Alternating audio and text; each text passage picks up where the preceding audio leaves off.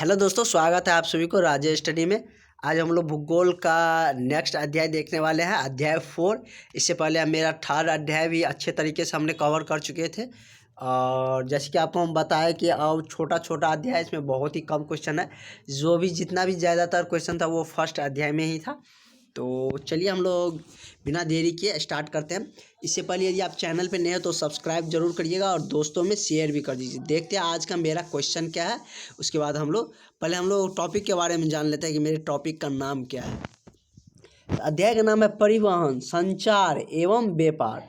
परिवहन का मतलब होता है हम जब एक जगह से दूसरी जगह जाते हैं, जिस माध्यम से, चाहे वो बस हो, ट्रेन हो, चाहे वो हेलीकॉप्टर हो, ये सब क्या कहलाएगा, परिवहन के अंतर्गत आता है। उसके बाद संचार, संचार संदेशा पहुंचाने के ज़्यादातर में हम लोग देखते हैं। जैसे क्या हो गया, टेलीफोन हो गया, मोबाइल, ये सब क्या हो गया, संचार के अंतर्गत आते हैं, इलेक्ट्रॉनिक्स से रिलेटेड चीज़। उसके बाद क्या हो गया, व्यापार। व्यापार तो आप लोग जानते ही हैं कि किसी व्यापार कहते हैं। तो चलिए हम लोग देखते हैं मेरा क्वेश्चन आज का क्या है, और उसे बहुत ही अच्छे तरीके से देखेंगे और आपको एक एक पॉइंट करके हम आपको समझाएंगे ताकि आपको कोई भी प्रॉब्लम ना हो। तो चलिए स्टार्ट करते हैं। और आप समझ सकते हैं कि कितना मतलब इम्पोर्टेंट हो सकता है। क्वेश्चन का देख के ही आपको लोग को पता चल चुका होगा कि मेरे लिए बहुत ही, बोर्ड एग्जाम के लिए बहुत ही यूजिंग मतलब ये क्वेश्चन बनने वाला है। तो चलिए देखते हैं क्वेश्चन को। भारतीय रेल परिवहन की प्रमुख विशेषता का उल्लेख कीजिए। कह रहा है कि भारत में जो रेल परिवहन चल रहा है, रेल के माध्यम से जो एक जगह से दूसरी जगह आदमी को ले जाया जा रहा है, तो उस परिवहन के कह रहा है विशेषता बताइए, उसकी क्या क्या विशेषता है, क्या क्या गुण है, उसका कैरेक्टरिस्टिक क्या है, ये सारी चीज़ हमको बताना है। सिर्फ हमको रेलवे परिवहन के बारे में बताना है, बस ट्रक ये सब के बारे में हमको नहीं बताना है। तो चलिए देखते हैं। भारतीय रेल परिवहन की प्रमुख विशेषता निम्नलिखित है। तो आप लोग रेल तो जानते ही होंगे किसे बोलते हैं, इंग्लिश में हम क्या बोलते हैं, ट्रेन बोलते हैं। तो आप लोग मैक्सिमम जितने भी होंगे वो ट्रेन पे ज़रूर चढ़े होंगे। वैसे 10th तक बहुत नहीं चढ़ पाते जो ग्रामीण क्षेत्र में रहते हैं, क्योंकि उसे कभी ज़रूरत ही नहीं पड़ते हैं कि दूसरी जगह जाएंगे। तो और लोकेलिटी में जाते हैं अपने डिस्ट्रिक्ट वगैरह, तो उतने दूर में बस से भी लोग ट्रैवल कर लेते हैं। तो इंश्योर रहिए, आप आगे चलिएगा पढ़ाई के लिए। आप आगे ग्रामीण क्षेत्र से मतलब आप शहर में जाइएगा तो आप ज़रूर चढ़िएगा। तो वहाँ पे आप रेल का अच्छे से मज़ा लीजिएगा। और इससे पहले हम देख लेते हैं कि रेल की स्थापना कब हुई।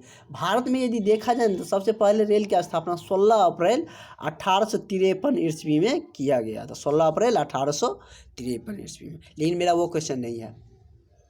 चलिए टू द पॉइंट चलते हैं। भारतीय रेल परिवहन की प्रमुख विशेषता निम्नलिखित है। हमको रेलवे परिवहन का विशेषता बताना है। तो हम क्या बोलेंगे कि भारतीय रेलवे परिवहन का प्रमुख विशेषता निम्नलिखित है। देखते हैं पहला पॉइंट मेरा क्या है। शहरों और महानगरों के बीच तीव्र गति से चलने वाली राजधानी एक्सप्रेस और शताब्दी एक्सप्रेस का परिचालन किया जा रहा है। मतलब क्या, शहर और जैसे शहर हो गया, जैसे पटना हो गया, ये सब क्या है, शहर हो गया। महानगर जैसे ज़्यादा विकसित डेवलप रहता है, मतलब ज़्यादा हाईटेक सिटी हो गया, जैसे मुंबई हो गया, ये सब क्या कहलाता है, महानगर कहलाता है। तो जैसे हमको क्या करना है कि पुणे से मुंबई को जोड़ना है, या वही महाराष्ट्र या महाराष्ट्र के कुछ शहरों को हमको मुंबई से जोड़ना है, तो मुंबई को क्या कहलाएगा, महानगर कहलाएगा। तो उसके बीच चलने वाले क्या है, मतलब तेजी से चलने वाले कौन से, राजधानी एक्सप्रेस और शताब्दी एक्सप्रेस का क्या परिचालन किया जा रहा है, मतलब चलाया जा रहा है। और यदि देखा जाए सबसे अधिक भारत में तेजी से चलने वाला यदि कोई रेलगाड़ी है जो भारत में सबसे अधिक तेजी से चलता है, तो वो है वंदे मातरम। वंदे वंदे मातरम ने वंदे भारत एक्सप्रेस। वंदे भारत एक्सप्रेस भारत का सबसे तेजी से चलने वाला रेलगाड़ी है। उसके बाद मेरा सेकेंड इसकी विशेषता के बारे में जानते हैं। रेल मंत्रालय ने रेल यात्रियों की बीमा योजना शुरू की। मतलब क्या, बीमा योजना का मतलब ये हुआ कि यदि आप रेल में ट्रैवल कर रहे हैं, कहीं जा रहे हैं, यदि आपने टिकट लिए हैं, तो आपका ऑटोमेटिकली क्या होता है कि आपके कंप्यूटर बेस होता है, तो आपको नाम उस पर क्या होता है, ऐड हो जाता है। तो यदि आप कहीं दुर्भाग्यपूर्ण यदि आपका यानी कि ट्रेन का दुर्घटना हो गया, यदि आप उसमें कुछ जख्मी हो गए या कुछ और भी हो सकते हैं, तो उस केस में आपको क्या होगा कि रेल यात्रियों के लिए बीमा दिया गया है कि जैसे गाँव में भी सुनते हैं ना बीमा खुला है, तो उसी तरह क्या होता है कि उसमें आपको कुछ मुआवजा दिए जाते हैं। ये रेल मंत्रालय के द्वारा जारी किया गया है। और भी रेल में बहुत सारी सुविधाएं रहती है, बहुत सारी विशेषता होती है कि वो हमें बहुत ज़्यादा उससे हमको ट्रैवल करने में क्या बहुत ज़्यादा ट्रैफिक की समस्या नहीं होती है, उसमें ट्रैफिक कम देखने को मिलते हैं। भले कभी कभी मतलब कुछ टेक्निकल इशू के कारण हमें लेट हो जाते हैं, लेकिन ट्रैफिक में नहीं फंसते हैं। उसके बाद और भी बहुत सारा कंफर्टेबल भी फील होता है हमको उसमें, तो अपने मन से भी बहुत सारी चीज़ लिख सकते हैं। यदि टू द पॉइंट नहीं याद रहे तो टू द पॉइंट यदि लिखिएगा तो आपको अच्छा नंबर मिलेगा। यदि 5 नंबर का पूछा है तो आपको 5 में 5 नंबर ही मिलने वाला है। तो चलिए नेक्स्ट पॉइंट हम देखते हैं। पॉइंट थर्ड देखते हैं मेरा क्या है। कलकत्ता और दिल्ली में मेट्रो रेल का परिचालन किया जा रहा है। मतलब कलकत्ता, दिल्ली हो गया, मुंबई हो गया, ये बहुत सारे ऐसे जगह पे अब चलने लगा है। कोलकाता हो गया, दिल्ली हो गया, मुंबई हो गया, पुणे हो गया, बहुत सारे जगह पे क्या चल रहा है, मेट्रो रेल सेवा चल रहा है। मेट्रो रेल सेवा होता है क्या, जैसे क्षेत्रफल कोई बड़ा है तो उसमें क्या है कि आप अब यहाँ से ऑटो पकड़ के यहाँ जा रहे हैं तो उसी मतलब एक लोकेलिटी में चलते रहता है और बहुत ज़्यादा मतलब स्पीड से वो चलता है। आप एक बार टिकट कटाइए, आप जहाँ उतरना है वहाँ जाके उतरिए, तो ऑटो का बहुत ज़्यादा झंझट नहीं होते हैं और बहुत ही फास्टेस्ट होते हैं।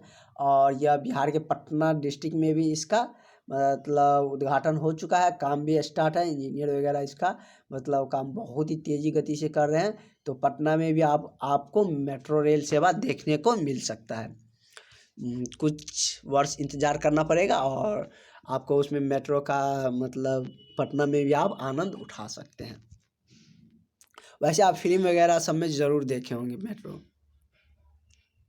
उसमें क्या होता है कि आप जैसे उसका टिकट मिला वो आप उसमें जैसे एटीएम में घुसाते हैं उसी तरह आप घुसाइएगा, उसके बाद ही आपके लिए क्या उसका डोर ओपन होगा, तब आप अंदर जा सकते हैं। इसके बाद हम देखते हैं अपना चौथा पॉइंट मेरा क्या है। चौथा पॉइंट में कह रहा है कि दुर्घटना से बचने के लिए एसीडी लगाया जा रहा है। मतलब ट्रेन में दुर्घटना को कम किया जाए। ट्रेन का जो क्या है कि ट्रेन में मेजर आदमी रहते, बहुत संख्या में लोग रहते हैं, उसमें दुर्घटना होती है तो बहुत लोग मारे जाते हैं। तो उसकी दुर्घटना को कम करने के लिए क्या किया जा रहा है, एसीडी लगाया जाता है। अब एसीडी का मतलब समझाते हैं। एसीडी का ए का मतलब होता है ऑटोमेटिकली, ऑटोमेटिकली। सी का मतलब होता है सेल और डी का मतलब होता है डिस्ट्रीब्यूशन। तो मतलब क्या इसका मतलब एक हम देख सकते हैं, तो इसका डायरेक्ट अर्थ है क्या, टेलीफोन से। मतलब ऐसे हम इसका फुल फॉर्म क्या बोल सकते हैं, ऑटोमेटिक सेल डिस्ट्रीब्यूशन। सेल का मतलब भी क्या होता है कि मतलब सेल का मतलब हम क्या मोबाइल भी समझते हैं, तो इसका डायरेक्ट अर्थ किससे है, टेलीफोन से है। यदि कहीं दुर्घटना होने की चांसेज है या कहीं पे उसके मतलब ऑफिस में या जहाँ पे परिचालित किए जा रहे हैं वहाँ से पता चलेगा कि नहीं यहाँ पे प्रॉब्लम है पटरी में या कोई अदर चीज़ों में, तो वहाँ पे आपको टेलीफोन के माध्यम से क्या किया जाता है, उसको सूचित किया जाता है। जो भी उसके लोको पायलट होता है उसको बताया जाता है कि यहाँ पे आपको ऐसी हो सकता है, आप इससे बच सकते हैं इस दुर्घटना से। वहाँ पे मतलब या तो पटरी में मतलब कुछ खराबी है या कटा हुआ, ये सारी सूचनाएं दी जाती है। तो आप लोग आई थिंक कि एसीडी का मतलब भी समझ गए हो। इसको हम डायरेक्टली समझ सकते हैं, सेटअप कर सकते हैं किससे, टेलीफोन से। और इसका फुल फॉर्म होता है ऑटोमेटिक सेल डिस्ट्रीब्यूशन। तो आज के लिए इतना ही।